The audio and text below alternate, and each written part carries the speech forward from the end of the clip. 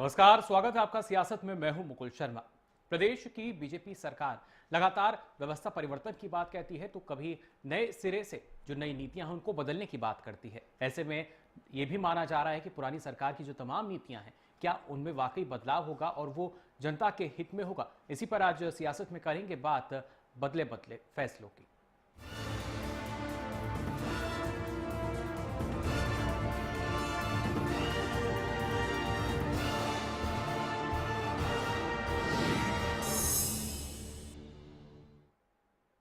जी हां, बदले बदले फैसले। लगातार सत्ता में आते के साथ ही बीजेपी ने ऐसे कई बदलाव के संकेत दिए थे जिनको लेकर कांग्रेस कहीं ना कहीं अपनी जो नींव है उसको मजबूत करती जा रही थी। हालांकि कांग्रेस के सत्ता से हटते ही बीजेपी सत्ता में आई तो नई नीतियों के संकेत यहां दिए गए और व्यवस्था परिवर्तन की बात की गई। आज भी अगर बात की जाए तो कैबिनेट मीटिंग जो है वो कुछ देर बाद शायद खत्म हो जाएगी और कहीं ना कहीं ये माना जा रहा है कि कई जो अहम फैसले हैं वो इस मीटिंग के बाद आ सकते हैं। अगर बात की जाए तो कहीं ना कहीं 123 विभागों के 115 फैसलों की समीक्षा रिपोर्ट पर सरकार का मंथन भी लगातार जारी है। इनके मुद्दों में अगर बात की जाए तो पेंशन, पंजाब समान वेतन और रिटायरमेंट उम्र जैसे कई फैसलों पर सरकार का मंथन चल रहा है।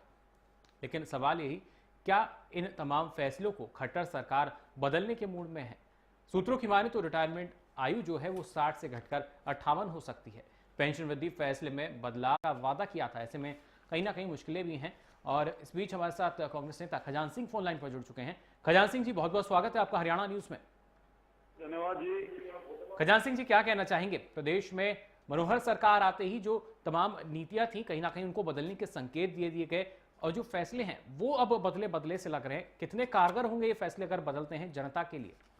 ये जो जन विरोधी फैसले होंगे, ये जो लोगों को बहुत बड़ी राहत दी गई थी, इन जो पीछे डिसीजन लिए थे, फैसले लिए थे कांग्रेस सरकार ने, अगर उनको बदलते हैं तो इससे जन विरोधी फैसले होंगे और ये जनता जो है ज्यादा इस बात को सहन नहीं करेगी और ये सीधा सीधा जो जिन लोगों को फायदा हुआ था इन पॉलिसीज का, इन नीतियों का, वो लोग सारे के सारे सड़कों पर आ जाएंगे और इससे एक जन आंदोलन खड़ा हो जाएगा।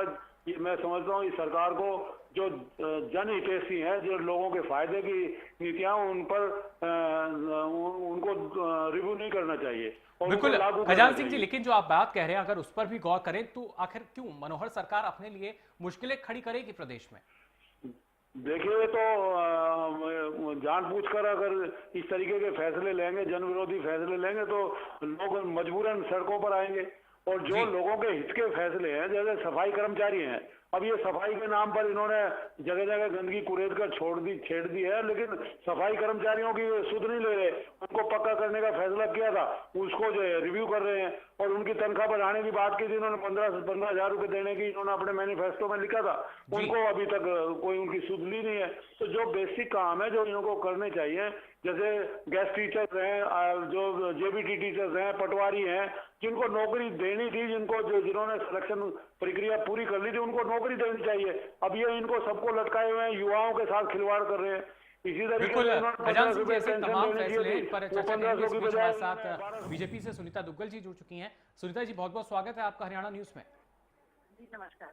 सुनीता जी, क्या कहना चाहेंगे? जिस तरीके से प्रदेश में आते ही अगर मनोहर सरकार की हम यह बात करें तो कहीं ना कहीं एक संकेत दे दिए गए थे पिछली सरकार की जो फैसले थे, नीतियां थी उनको बदलने के, और हाल ही में कुछ ऐसा देखने को मिल रहा है क्योंकि 123 विभागों के 115 मामले जो हैं उन पर समीक्षा की जा रही है और फिलहाल की स्थिति की अगर बात की जाए अभी भी कैबिनेट मीटिंग चल रही है। माना जा रहा है कि जो रिटायरमेंट को लेकर विवाद चल रहा है, उम्र विवाद, उस पर फैसला आ सकता है। मुझे एक बार थोड़ा सा प्लीज रिपीट करेंगे, थोड़ा सा वॉइस था यहाँ। सुनीता जी, आपसे जानना चाहेंगे जिस तरीके से अभी फिलहाल की अगर बात की जाए, कैबिनेट मीटिंग चल रही है और इस कैबिनेट मीटिंग में माना जा रहा है कि रिटायरमेंट की उम्र को लेकर जो विवाद चल रहा है, अभी 60 है, उसके बाद 58 भी हो सकती है। तमाम ऐसे फैसले जो कहीं ना कहीं पिछली सरकारों ने लिए थे उनमें बदलाव की बात कही जा रही है, वो कितना कारगर सिद्ध होंगे? देखिए, ऐसा है, एक तो जैसे रिटायरमेंट की एज का है तो हम जब तक हम जो पुराने लोग जो रिटायर होने वाले हैं उनको समय से रिटायर नहीं करेंगे तो नया वो सृजन कैसे होगा? जो नई पीढ़ी है, युवक है, उनके लिए रोजगार कहाँ से आएंगे? तो इसलिए ये बहुत जरूरी है कि जो पहले एज जो की गई थी जो है उसी एज को बरकरार रखा जाए। जो 58 की एज है वो कम नहीं होती है कोई, और दूसरा रही बात तो कैबिनेट की जो है बैठक चल रही है और उसमें जो भी जनता के हित में जो भी उसमें निर्णय है वो लिए जाएंगे।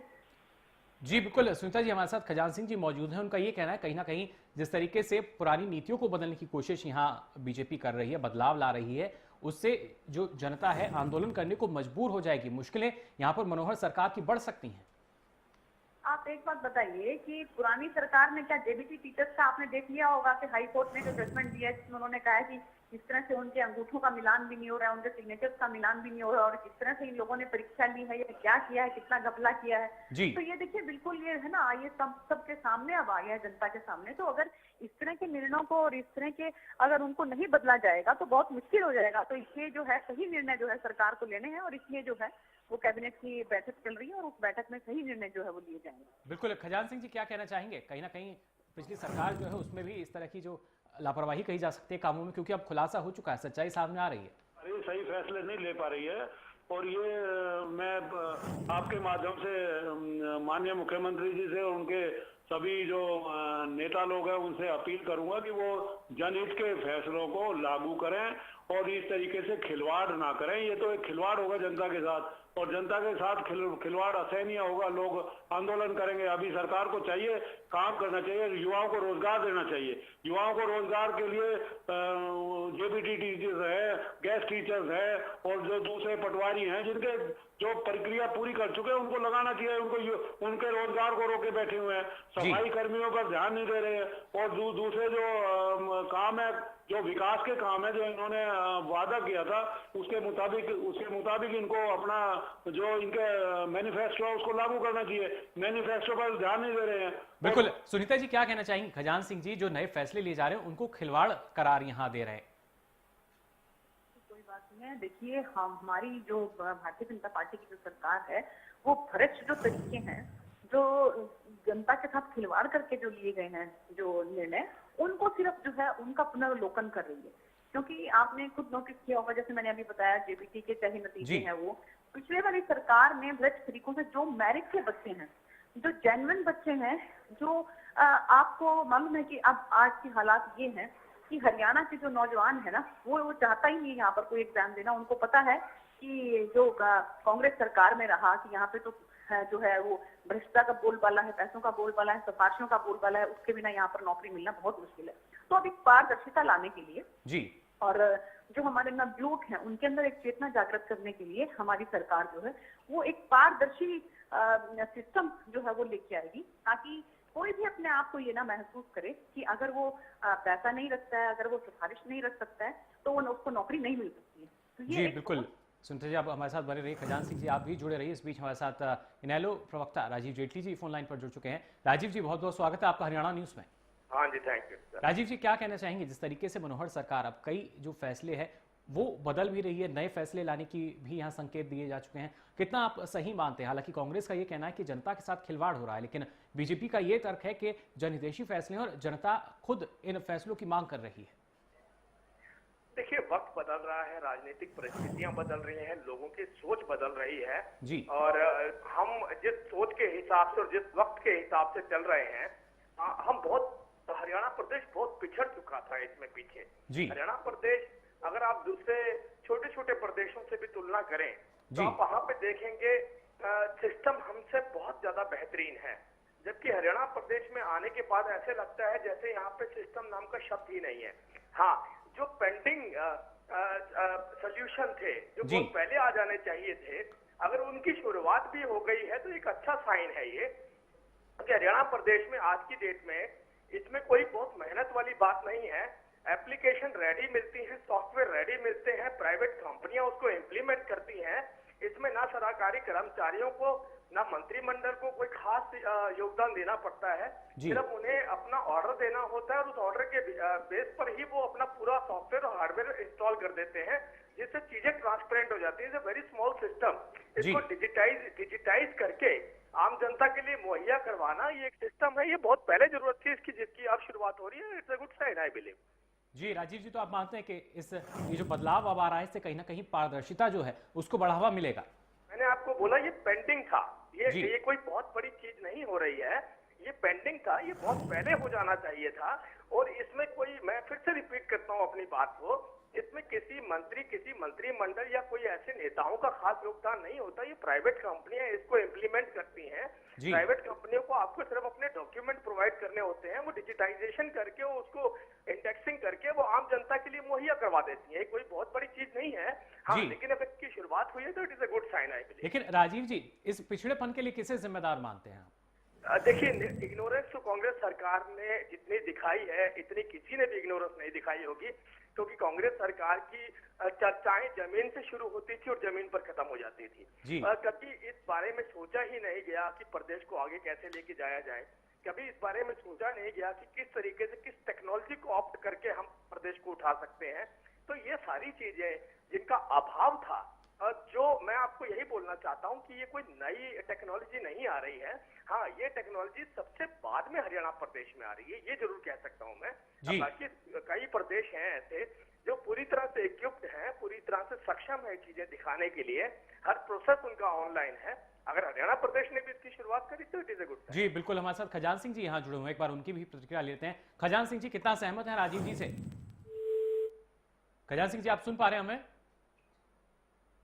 तो फिलहाल हमारा खजान सिंह जी से संपर्क नहीं हो पा रहा, शायद सहमत नहीं है राजीव जी से। जिस तरह राजीव जी ने कहा, कहीं ना कहीं 10 सालों तक जमीन पर शुरू हुई जो कार्रवाई होती थी वो जमीन से शुरू होकर जमीन पर ही खत्म हो गई। लेकिन जिस तरीके से लगातार अब ये बात कही जा रही है कि जो फैसले हैं वो बदल रहे हैं, और कहीं ना कहीं पूर्व सरकार के फैसलों को बदलने के पीछे एक बड़ी वजह है, लेकिन वो बड़ी वजह जो अब निकलकर सामने आ रही है वो कितनी कारगर होगी ये आने वाला वक्त बताएगा। हमारे साथ राजीव जी और स्मिता दुग्गल जी जुड़े हैं, आप दोनों हमारे साथ जुड़े रहिए। फिलहाल सियासत में वक्त हो चला एक छोटे से ब्रेक का।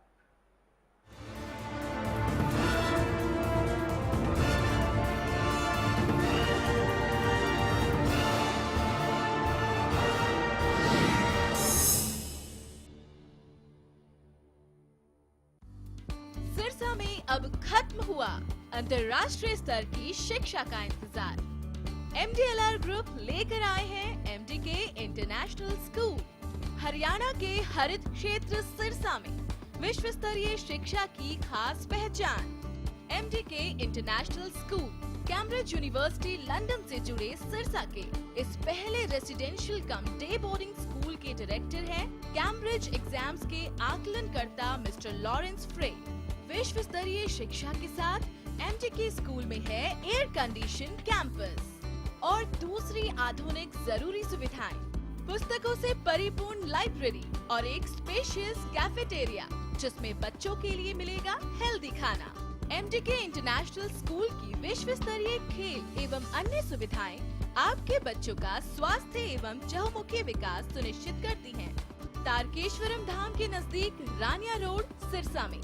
अधिक जानकारी के लिए संपर्क करें 9254136642 434445 या लॉग ऑन करें www.mdkinternationalschool.com।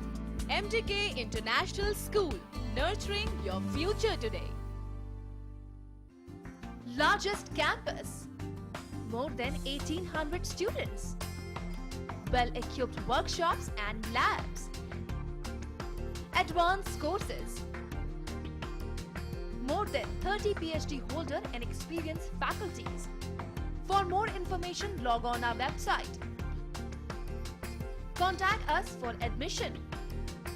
Arni University, bringing ambition in life.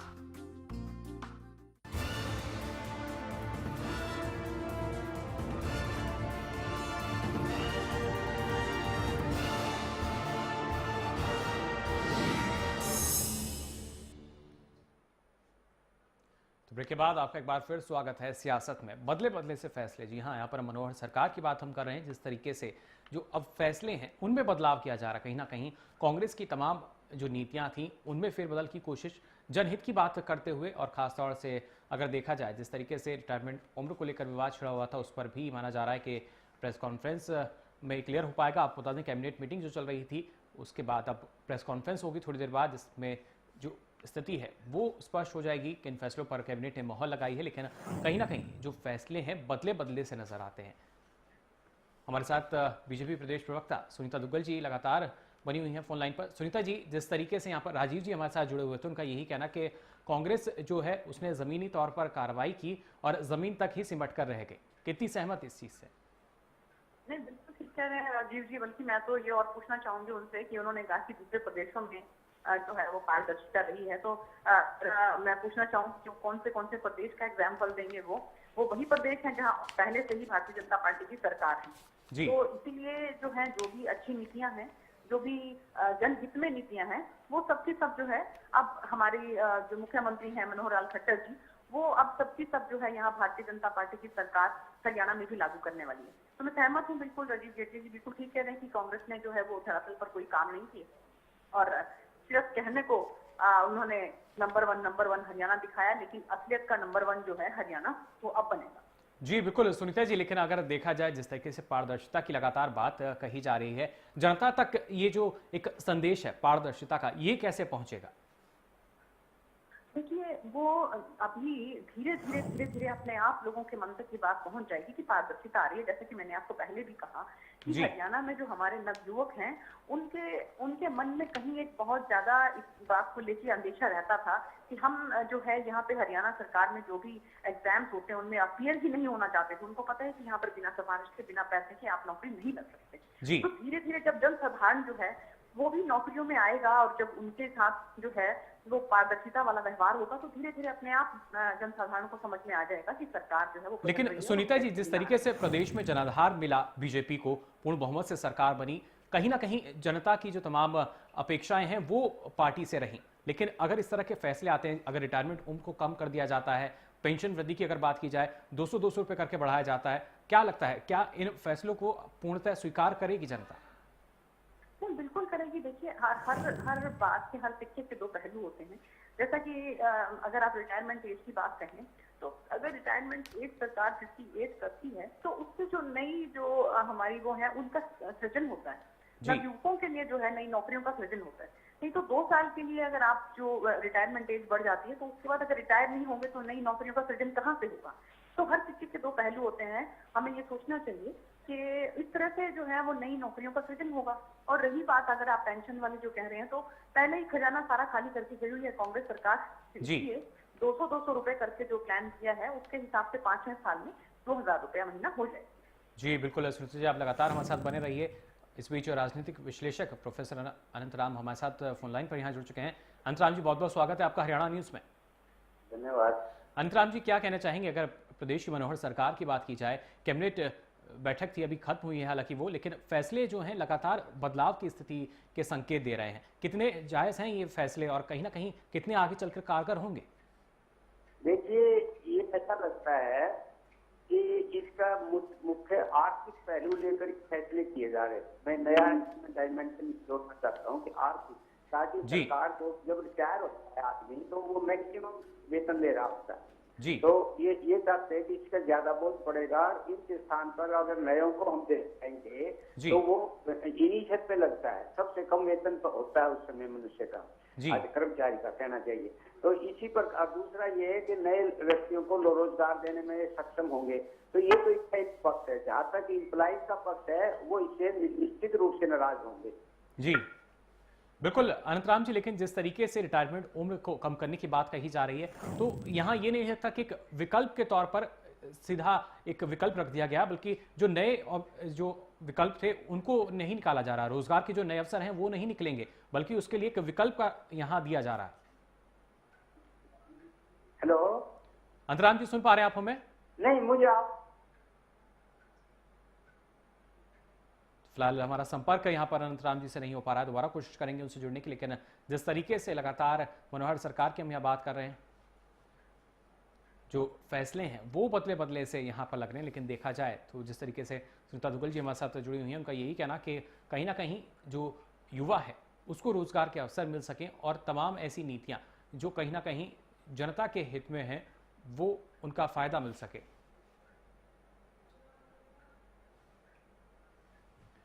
चलिए एक बार फिर रुक करते हैं। प्रोफेसर अनंतराम हमारे साथ जुड़ चुके हैं। अनंतराम जी, आपसे जानना चाहेंगे, जिस तरीके से सरकार यहाँ रिटायरमेंट उम्र जो है उसको कम करने की बात कर रही है और उसके पीछे दलील ये है कि रोजगार के जो अवसर हैं वो बढ़ेंगे बाकी लोगों के लिए, तो क्या माना जाए, रोजगार के नए अवसर ना निकालकर एक विकल्प जो है वो खोज रही है? हाँ जी, ये इसके दोनों पहलू हैं जी। ये तो सरकार का पक्ष है कि व्यक्तियों को नौकरी में लिया जा सकेगा, अवसर मिलेंगे, लेकिन एक पहलू ये भी है जी। जो पिछली सरकार ने इनकी आयु 60 वर्ष की थी, तो इसके अब नौकरी में बने हुए लोग हैं, निश्चित रूप से वो इसको नेगेटिव रूप में लेंगे और नाराज होंगे सरकार जी।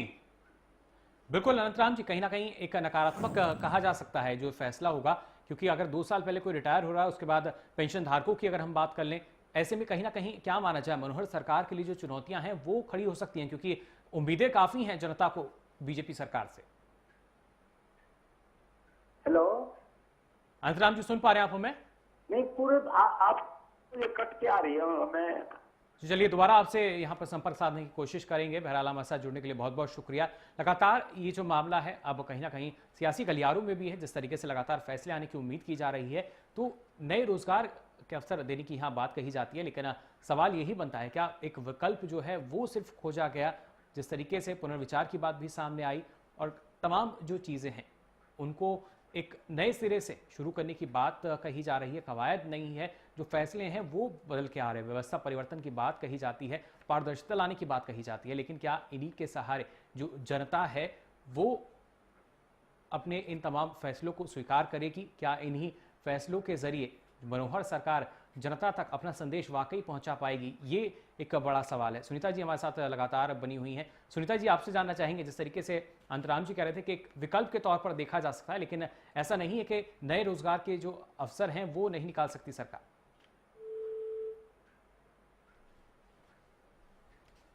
फिलहाल यहाँ पर सुनीता जी से भी संपर्क हमारा नहीं हो पा रहा तकनीकी कारणों से। आपको बता दें, प्रदेश में अब जो फैसले हैं बदले बदले से लगने लगे हैं। दरअसल अगर बात की जाए पिछली सरकार की, तो जो उस दौरान फैसले लिए गए थे उन पर लगातार मंथन चल रहा है।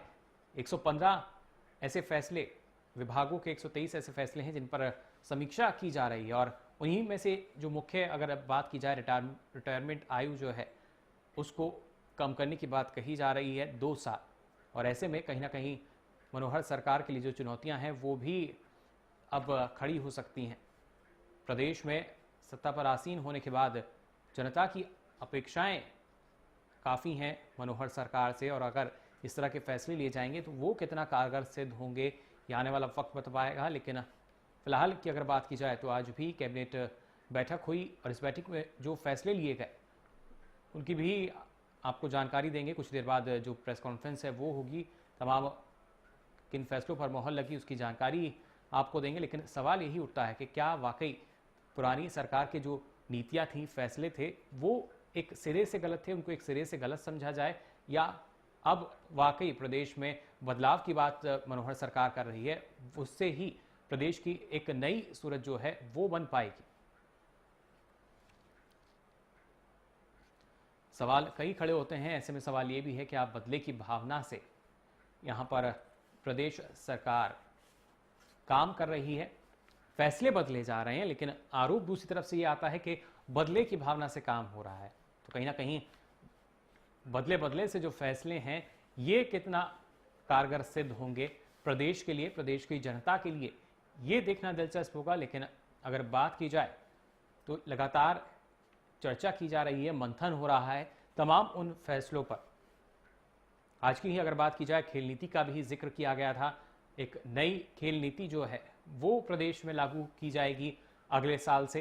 ये कहा गया कि पुरानी खेल नीति में काफ़ी खामियां थीं और उसी के चलते नई खेल नीति की जरूरत पड़ी। लेकिन ये सिर्फ एक विभाग का हाल नहीं है, कई विभागों का यही हाल है, जहां पर लगातार जो मुद्दे हैं, जो विभाग हैं, उनको लेकर चर्चा चल रही है, समीक्षा की जा रही है, और ये समीक्षा के बाद जो फैसला आएगा कितना बदलाव हुआ होगा और कहां तक प्रदेश में बदलाव ला पाएगा, ये देखना दिलचस्प होगा। तो फिलहाल के लिए सियासत में इतना ही। मुझे दीजिए इजाजत, नमस्कार।